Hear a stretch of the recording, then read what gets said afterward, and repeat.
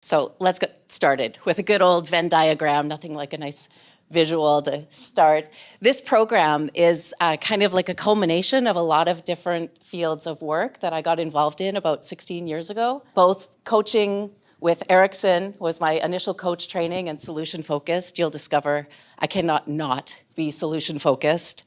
And I love that they provided the doorway into the ICF competencies for me. To me, I live, eat, sleep, and breathe coaching, and it has helped me so much in my own life that I just feel deeply indebted. At the same time that I was learning coaching, it was actually Erickson's president, Dr. Marilyn Atkinson. I owe her a great deal, and I'm honoring the roots of where I've come from by doing this. Her husband, Lawrence McGinnis, said, "Have you ever heard of constellations, family constellations?"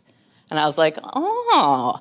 So at about the same time I was learning coaching, I was learning about this therapeutic work of constellations. I found a teacher. In fact, it was Lawrence recommended me to a woman named Francesca Mason-Boring. She is also a First Nations woman, and I learned so much about systemic work from her, so much about ceremony and ritual and honoring our roots that I was hooked by the work and the power of it.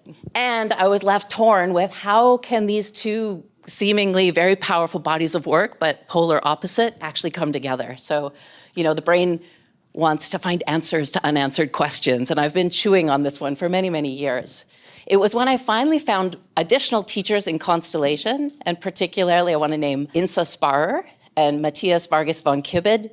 They're in Munich, and they do solution-focused constellation and therapy work. For me, that was like a real missing link into how to bring this into work as coaches. So it's not a therapy, but I always say coaching can be very therapeutic. So we're not working with fixing the past or the problems, we're helping people move from now to the future. But very often, we look at the future through the lens of our past, much like what Adam was talking about and how we develop conclusions about how we need to behave, when in fact, underneath that is really who we are, our wholeness.